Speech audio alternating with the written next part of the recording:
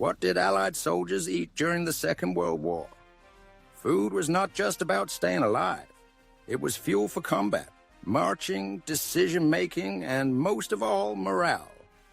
In the chaos of battle and the uncertainty of war zones, the ability to feed millions of men across multiple continents was a logistical triumph, and a story worth telling. During the early years of the war, Allied forces quickly realized that standard field meals would not cut it in modern warfare. The demands of rapid deployment, long marches, extreme climates, and unpredictable supply chains meant that the military had to rethink how and what it fed its troops. One of the most well-known food systems used was the K-ration. Introduced in 1942, this was developed for troops who needed light, compact, and high-energy meals. These were often airborne units, tank crews, or reconnaissance teams who might not see a field kitchen for days. A single K-ration contained 3 boxed meals, breakfast, lunch, and supper, and added up to around 2,800 calories per day.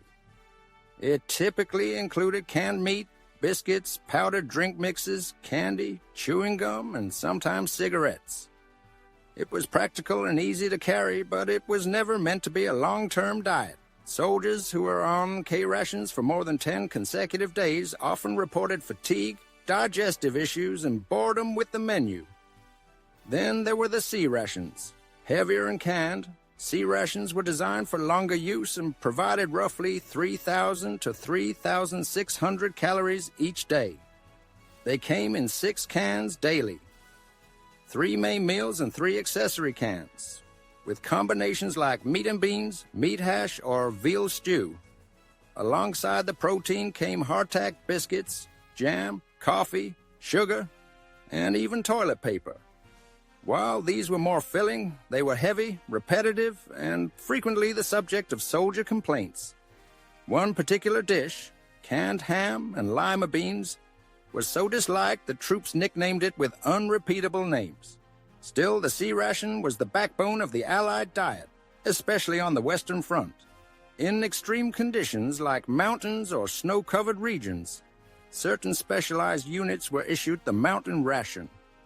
These meals weighed slightly more than standard rations, but packed in significantly more calories, around 4,800 per man per day.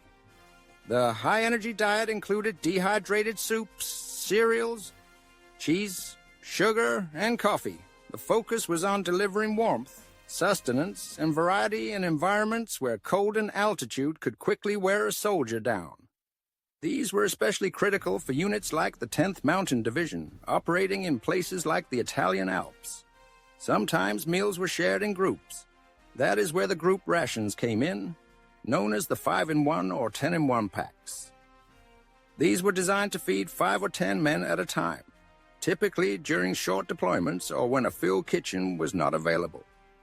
Inside were items like canned butter substitute, canned vegetables, processed cheese, fruit preserves, biscuits, candy, coffee, and even small hygiene items like soap and can openers.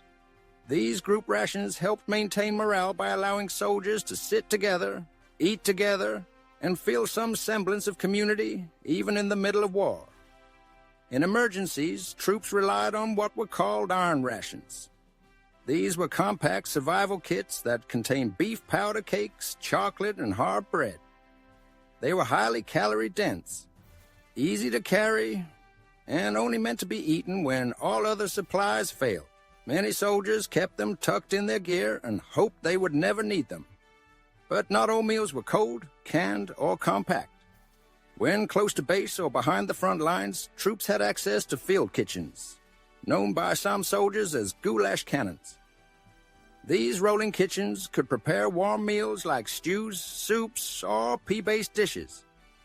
After days or weeks of nothing but canned food, a hot bowl of stew with potatoes and vegetables could lift morale more than any weapon. It reminded soldiers of home, of normal life, and of why they were fighting. Still, feeding a global army came with challenges. Vitamin deficiencies were common. Scurvy, fatigue, and digestive issues often followed prolonged reliance on canned or dried foods. Innovations like dehydrated vegetables, powdered eggs, and vitamin-enriched products were introduced to counter these issues. These innovations not only fed armies during the war, but laid the foundation for modern military rations used today. In the end, what Allied soldiers ate during the Second World War was not just about calories. It was a story of adaptation, resilience, and human ingenuity. Food had to be portable, practical, and powerful.